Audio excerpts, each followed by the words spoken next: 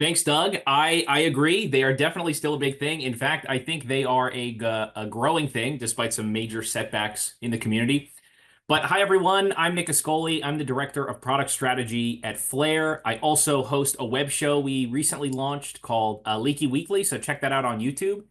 But I'm here to talk to you about InfoStealers and give you some actually practical advice and tips that hopefully can be actionable quickly.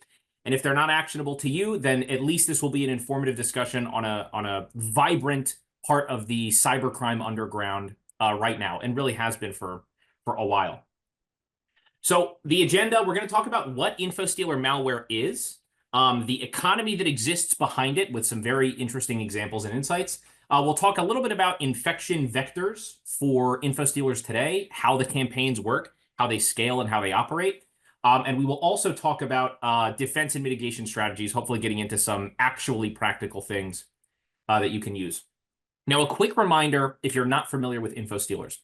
InfoStealer malware, as the name suggests, steals things from a device. So typically, it's got a set list of files, locations, registry checks to do to pull down interesting artifacts from a device that it's infected. So typically, InfoStealer malware infects a device via like a poisoned Google ad or a link in a YouTube video for a GTA 5 mod that is laced with an InfoStealer. These kinds of like video game or popular software download topics are still very popular for InfoStealer malware. They'll infect a victim device, and once they've infected the victim device, there's a lot of things they can do, but what universally they all do is first steal everything they can find. So they will look through the downloads folder and take files, desktop documents. They'll take a screenshot of the device at time of infection. They will grab VPN configs. They will grab crypto wallet browser extensions you've got installed. They'll grab your browser history, your autofills, your saved credentials to your browser, which that's the keys to the kingdom we're going to talk about, and then also the cookies for active sessions on your device, so that in case you've got two-factor set up on one of those credential pairs you save to the browser, no problem, they'll just replay the cookie. And if that cookie's got two-factor in front of it, no problem, they've got your TOTP config from your Google TOTP plugin and all the settings for it. They'll just reproduce that on their browser and take over whatever it is they need to get into. So they'll exfiltrate all of that information into a nice little zip, a zip barar or something. They'll ship it up to their C2, and then they will bundle these together by groups of like 10,000.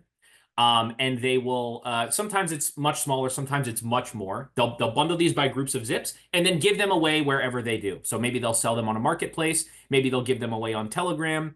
There's a bunch of places. There are well over 1,000 Telegram channels that currently focus specifically on logs, Stealer logs.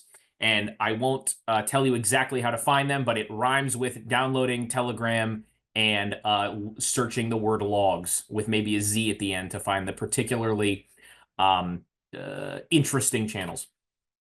So the InfoStealer malware ecosystem is similar to the ransomware ecosystem that you may have heard about recently. It largely operates as a service. So these are affiliate-like programs where you will pay for access to somebody else's very complex malware infrastructure that they're maintaining. You will get a login portal and you will get a customizable config. If you're someone who deals in stolen crypto, then you will have your InfoStealer specialize in pulling all of the Chrome browser plugins that would contain crypto wallet information or look for credentials related to or cookies related to a crypto service.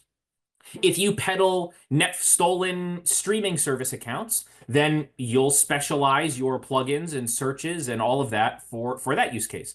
If you're an initial access broker, you'll look for remote access tools, remote access tool configs, and specialize in that. So depending on what stealer you buy, you can make them very specific to the OS, to the browser, to your goal. And you pay for that access. Now, sometimes you're paying just for a portable executable and you have to do all the hard work. Sometimes you're paying for access to a dashboard where all the hard work is done for you. You're given a portable executable, and your goal is to get people to install it. Everything else, the exfil, the handling of the logs, the aggregation, is all handled by the owner of the malware. And then some groups will just maintain their own InfoStealer strain and they'll keep all the logs to themselves. Maybe they'll sell them, maybe they'll use them, maybe they've got a close relationship with a ransomware affiliate and they'll just give them exclusive logs. Every kind of relationship you could imagine here exists. Now, this is an example of what the panel looks like. This was for the Raccoon Infostealer, I believe. So these each would represent an infected device. So you log into your portal on like raccoon.biz, and you can see all the devices that were successfully infected on your campaign. And your campaign, we'll give examples of those, but it can be pretty much all of the usual suspects you would expect, plus some fun ones that we'll talk about later, are common routes for infostealers to spread. Now, let's say someone has enrolled in this affiliate program, has made a very compelling looking fake Python downloader and sponsored a Google ad for it. And now people are downloading their fake Python downloader and infecting themselves by the tens of thousands. And the link will get burned by 6 p.m. that day and it's 10 a.m., but they will get 10 or 20,000 victims. What do they do with all of those stolen device profiles that they have that contain all of those things I already talked about? Well, the most common end location for these stealer logs is in reseller channels. So for an example here, we've got Joker Logs, which is selling 1 month of access to their private logs channel, which is all of the logs they've successfully captured from all of their campaigns. And by the way, just to be clear, one log is one stolen device. And we call it a stealer log. One stealer log is one infected device and everything that was stolen from it. So $600 means everything we post about 20 to 40,000 PCs a week, 20 to 40,000 unique infected devices per week. And to get access to those for a month, that's $600. Daisy Cloud, you can do day samples, you can do weeks and months. Art House Cloud invested a little bit more in UX and design, and prices are all over the place. You will see groups charging astronomical prices for access, and you will see groups charging a couple bucks a day. It's all over the place. The reason there's so many is because these aren't malware authors. These aren't people maintaining their own dramatically large stealer infrastructures. These are people who bought access to an affiliate program, and they just put together campaigns to get people to download the link. It's just a percent of the amount of work that goes into successfully infecting and exfiltrating all of this data. Now, distribution works through a number of ways. An overwhelming amount of the traffic happens on Telegram. Shocking, given that the CEO was recently in some legal hot water. But Telegram is still very, very popular for stealers, and also a lot of the threat groups we track that we expected to make an exodus. Some of them have moved chats to different chat apps, but overwhelmingly people are still in Telegram. There's still, I guess, a perceived sense of anonymity there. But distribution of these samples works mostly in Telegram and through dedicated channels that you can join. So if you join a samples channel, this is where people advertise their logs program. So they're saying, we've got the best logs, we've got the best inject. We're targeting, we're doing Python, we're doing fake Google ads for Python and Java and Brew, and we're getting like corporate creds. So, we're the best. Here's our free samples. Or, the same applies to any particular target that someone has. So this is other people's stealer log programs being reposted in this one. They might be paying for it. They might be doing it for free. This is a joined group. This is what it looks like in a group where this is just one specific stealer log group giving you a daily download. This is a daily zip saying, here's today's zip. And here's all the stolen devices we have from the last day. And then they also have ULPs. And a ULP is where they took all of the credentials that have been stored to all of the browsers on those devices and just isolated that to, like, say, a big CSV that's URL, login, and password. So instead of having to go through all the devices and parse them out, a cyber criminal can just say, can we just skip to the creds? I'm downloading the ULP. I don't need all the devices.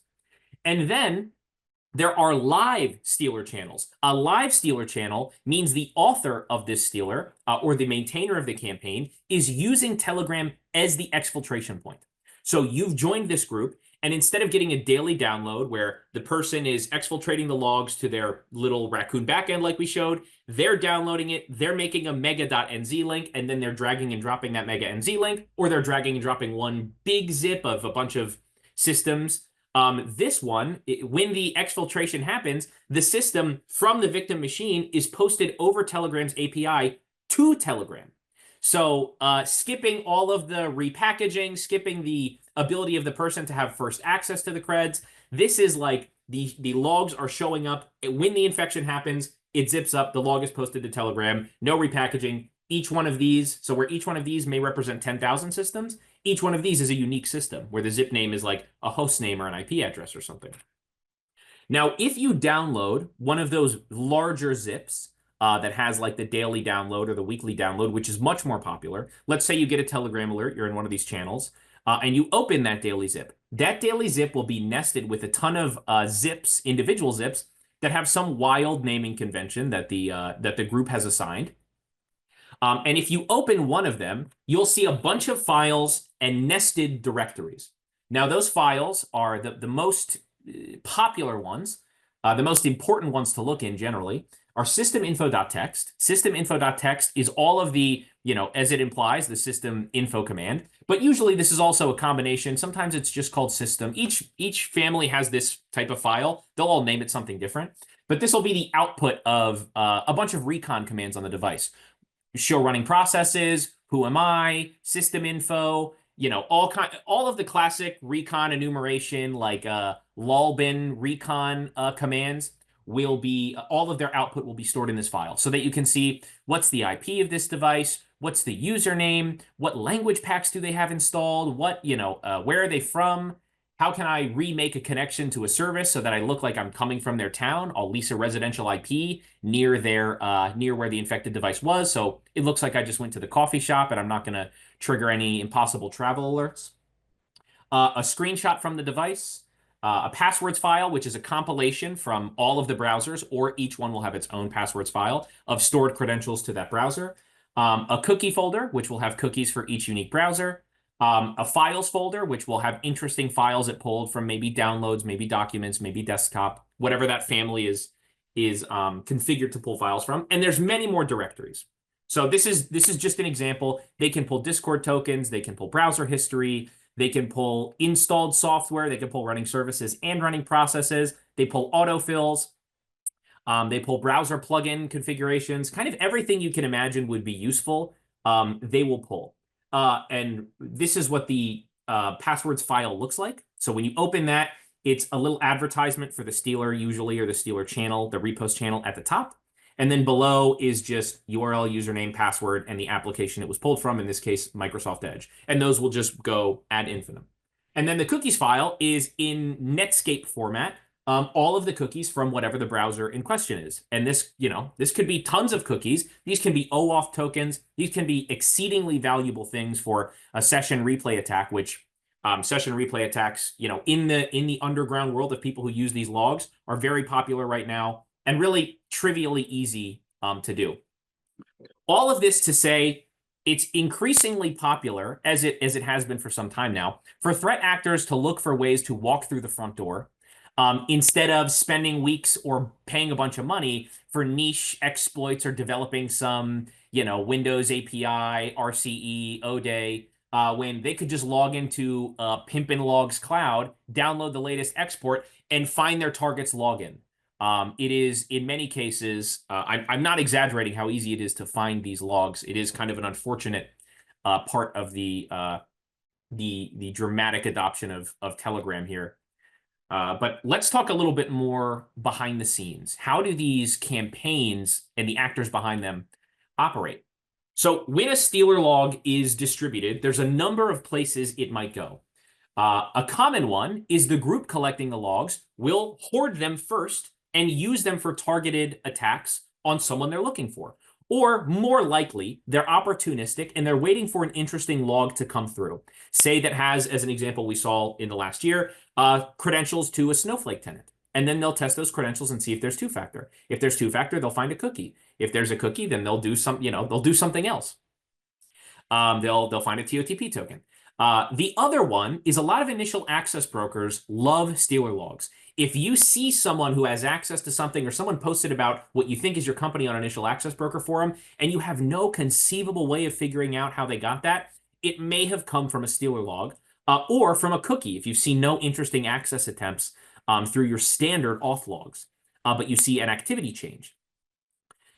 Initial access brokers will also sometimes, as we indicate down here, advertise or form unique relationships, exclusive relationships with ransomware affiliate programs to give them their best stuff. So they will buy these logs in bulk from a bunch of people. They will look through them to find the most interesting ones. They will test corporate remote access if it's present in the log. And if they get a good one, they'll validate the access works. They'll poke around a little bit to make sure there's opportunity for lateral movement and privilege escalation on the host they got. And then they will sell it to a ransomware affiliate program as their next victim. So they don't have to do any of the hard work of extorting. They get a fee just for having logged in and poked around a little bit. The other places these commonly end up is on dark web forums, mostly for free, on online marketplaces as like Repost, on online marketplaces like Russian Market for a per device fee. And then again, overwhelmingly, Telegram. So Telegram channels where these logs are posted in bulk as samples daily, any way you can imagine is probably active. Now, I'm also going to walk you through an example of a campaign that is kind of entertaining that we found from a guide that threat actors were sharing on one of the many Stealer communities that we spend a lot of time reading. And the classic flow is you get your executable, you sign up for your affiliate program, you create an enticing video of some kind. YouTube is very popular for this right now. You take over a YouTube account using another Stealer log. This is Stealer Inception now. You upload a video to that site that has viral potential. And in the link, you have a call to action in the video that's to download something. These are usually like AI-generated videos. And then you will advertise this video link on Google Ads, on TikTok, and a handful of other places. But these are the more popular and reliable ones. And then, boom, you start harvesting logs. So the more common infection vectors, and this is one very recently, I would encourage you to check out this investigation into brew.sh, which was a sponsored ad for Homebrew that was successfully, got some victims. And we see this all the time with like Java, any kind of software package you can imagine. So Windows 11 upgrades are popular on like a flashing, scary pop-up screen. Cracks and mods for games, mobile app clones, or popular apps masquerading as maybe VS Code, Homebrew. And then these are advertised on Google Ads, YouTube, or in public Stealer log samples. So in those channels, people will share Stealer logs that are sometimes laced with an Infostealer themselves, or share tools to extract content from Stealer logs at scale that are also laced with Infostealers themselves. So they will infect the people downloading these logs. There's truly no honor among thieves in these communities. So we've gone through the life cycle. It starts with a malware as a service vendor offers you the ability to join their affiliate program. A threat actor buys access to the program. They create a campaign. They distribute the malware. The data is sent back to C2 or maybe directly to Telegram. They package these up and sell them. Another threat actor buys them. Another threat actor determines if their access is interesting. Or for a lot of threat actors, they stop here. They buy them. They harvest their Netflix accounts, their YouTube accounts, their whatever, and they resell them in bulk on a dark web forum. And then the last step is if they've got something interesting, if a broker has something interesting, they'll sell it off to someone else who's interested in, not interested in finding access, but interested in just buying something they already have access to, maybe for ransomware, maybe for some account takeover, for some other cybercrime they're doing. Now, directly from the guide that, one of the guides that I'm referencing, this I really just included because some loose translation of Russian translated the name of the victims, which is the people downloading it, to the furry ones. So they said you need to make an enticing name for the advertisement to lure the furry ones, which is their victims. And an example to lure the furry ones is one they love is Elon Musk crypto schemes. So they'll have a download for a fake crypto client that'll give you free crypto. They'll have an AI-generated video of Elon Musk, and you see Jack Dorsey also down there promoting and endorsing and promoting this project. And then you have to make a flashy title about it that claims to make a bunch of people money. Now, in your Google ads, they also caution you to set limits on spending, or the furry ones will quickly evaporate your money. So they have a suggestion for amount to set it to, and then you click save. Now, we collect from these Stealer logs a lot of screenshots, several million, I believe, at this point. And these can sometimes tell a story. So actually, what we're going to walk through in each screenshot is a unique, these are real, by the way, a unique infected victims machine that tell a wonderful narrative, most of them from the same campaign, some injected for comic relief in the campaign. But here we have someone looking up Midjourney at the time of infection, potentially because they think they just downloaded the wrong thing. Now, in the next one, they've got their result, and they see this link here, a sponsored link for ai.mid-journey.org. Now, they visit this website, and it says it's possible the computer security system may falsely trigger. So just a warning in case something goes off, no need to be alarmed. Just click keep going. Now you download midsetup.exe, which this individual has downloaded several times. You run it and it says, oh, you have to disable antivirus. I'm so sorry. To get your Midjourney, you require antivirus to be disabled, of course. Now they're looking up, how do I disable my Bitdefender? It's blocking my Midjourney desktop client from downloading. And then another victim is like, okay, great, I found a way to do it. I'm turning off all of my AV protections with Defender to make sure that I'm able to download this without issue. And then you double click the executable again, nothing happens. And you go back to Google and say, was that real? And then you delete all of the files. This is one of many very common campaigns that we've observed and that are many of them very well documented that you can read about from all kinds of researchers that will take you from a very, silly free download of something through a poisoned Google ad to a triple extortion ransomware attack because, your kid downloaded the thing on the parent's computer and the parent had saved the credential to ADP because they wanted to update an expense report once on a personal device and accidentally clicked save credential. And then boom, that's all they needed to get their crown jewel. So Stealer logs by the numbers that we've collected at Flare, we consume about 1.4 million a week.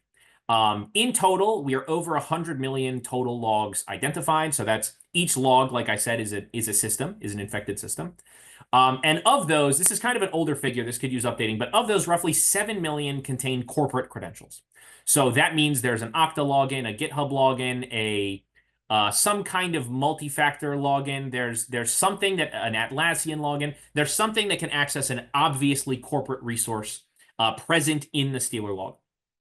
A lot of these Snowflake incidents, well, according to the threat actor, the Snowflake incidents from the last year, this threat actor sits in jail now, were from Stealer logs. They would find credentials, test them against the tenants that they were saved to, because you've got the URL right in there. They would find ones that don't have two-factor. They were not interested in doing session replays or finding their TOTP config and reproducing it, because that's not present on every device. And they just found ones that don't have two-factor, logged in, exfiltrated everything, and then extorted the companies. Some didn't pay, so they released the data. Some paid, so they deleted the data. And obviously, this doesn't just open up corporate resources, but if an organization maintains a very large web app that, say, has several million or hundreds of millions of users, these are mostly personal devices getting hit. So those logins to commit fraud on a platform or to take over an account on a platform are very, very common. So this isn't just targeting corporate assets. This is also targeting the customers of your service, as an example. Now, cookies, I've talked about them a reasonable amount, but they are increasingly popular in these communities. They share tools called cookie checkers quite frequently. BL Tools is a very popular one. In fact, we got this screenshot from an infected version of BL Tools that was distributed among threat actors. So every victim of this particular Infostealer campaign was themselves a threat actor, and you could see a list of their victims in very plain view based on the activity on their device. So these are used, the cookie checkers are much easier than a lot of the other tools used to test Stealer content. In these, you basically drag and drop that cookie file we were looking at. It's a text file, or it's usually a text file. You drag and drop it in here. It will try and recreate the device footprint. You might have to configure a couple things to say, lease me an IP in New York. This is a victim from New York. Use these language packs, use this screen resolution, pretend you have this graphics card, use this use all of these user agents because they could be the one. Test everything with these configurations and these still valid, not expired cookies. You drag and drop them. You check the ones you want to test. You point it at the folder you have all your logs stored in, and it'll test all the devices you've downloaded very, very quickly and en masse to tell you what accounts you now have access to. Then you can go in there and reset the credential if you want, or you can just use the access that you have as a cyber criminal. Now, I don't think I have time to go through the Redline takedown, but long story short, we did some research that led to the takedown of Redline and Meta. Why they both could take it down at the same time? Because they share infrastructure. They are the same thing. The login portal for both is basically the same. They don't just share infrastructure, they share web assets. And as you can see, if you take Redline out of a lot of the major Infostealer families that we're tracking, you take out a lot of traffic. So this was a pretty devastating blow and an awesome project that we worked on early on with ESET, and then eventually it became the responsibility of the Dutch police. Great project. We're very proud of it. I'll skip this video in the interest of time. This is the update from law enforcement. So now, what can you do if your program is collecting Stealer logs in some way? There's a variety of ways to do it. But let's say you have access to a large collection of stolen device credentials, and you'd like to use this for proactive defense. Now, if you're a CTI shop and you've got a threat actor you're interested in, there's a couple interesting ideas I'd like to inspire you with. One is look in the log for logins that are a cybercrime, a known cybercrime location on the internet. So now, instead of trying to de-anonymize a threat actor from the username and going backwards, you start at the de-anonymized Stealer log and you go the other way. You find their online footprint. So you can look for usernames of threat actors you know have posted about you on cybercrime locations, threat actors you think are targeting your industry, and like a reverse search on the username to turn it into an identity based on information that is already in the public. So you search on these things, you look in the log, and you might just find the person you're looking for. This is an example of running a search in Flare for the credentials contain the breach forums the breach forums URL in one of the login locations, or contains the breach forums cookie, a cookie logged into the breach forums clear web URL. And we've got 4,800 unique devices. Each little thing we're looking at here is a unique device, which contains someone with a breach forums account. Now, you're not a cyber criminal because you have an account on breach forums. Every CTI person pretty much does as well. But it's interesting. It can be an interesting place to start for investigations if you're being targeted. Now, another place to find something interesting is novel IOCs can be extracted from all of the places that domains are stored on the infected device. These are all ways to find out what was the initial infection vector for this particular campaign. Now, in the Midjourney example, we were able to glean that from the screenshot. We had a bunch of screenshots with the same URL showing up as people either on the site, it's visible in another tab, or they the link was literally, they were on the page when we were there, or we were seeing the Google ad. Now, if the screenshot is not giving you the whole story, if they're looking at a Windows Defender thing, you can look in the browser history of the devices that have leaked. And usually in the last handful of direct URLs, you'll see one that's a .zip at the end. And that is probably your download location. And the other one is the device clipboard. Now, the device clipboard will have, depending on their settings or the settings of the stealer, it'll usually just be the last thing they copy and pasted, which will often be the last thing they downloaded because it's the URL they took from a YouTube comment or they took from somewhere else and threw it into the browser. So this is a particularly compelling exercise to go about because a lot of the IOCs we end up looking into have not been found by anything yet. And because many of them aren't targeting corporate resources as their way in, they're targeting some video game thing, they'll go undetected for a very long time. Some of these campaigns boast a very impressive amount of time before they have to rotate or burn any infrastructure. An example of this, and this is a real one, is a Stealer log that contained IPs that all matched a distinct path here. So we've got a naked IP, we've got some kind of like key here, it looks like some hashed value, and then /auth.php. Now, we found this one because it also had a couple Raccoon Infostealer backend logins saved to it and an XSS forgot password. Now, if we looked at these, the interesting thing is this was tied to, in like all of the reputation analysis engines, Mystic. This was tied to Private Loader, and this was tied to Asuka.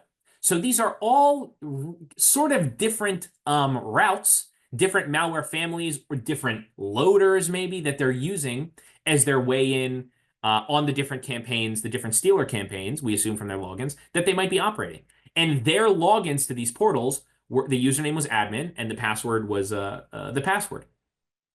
Now, an interesting thing is many of these IPs at the time of checking, I'm sure it's different now, but at the time of discovery, many of these had never been reported as malicious, and this campaign had been going on for a long time. So because they're targeting things that don't make their way through, corporate reputation analysis engines, they can slide by for a while without getting detected.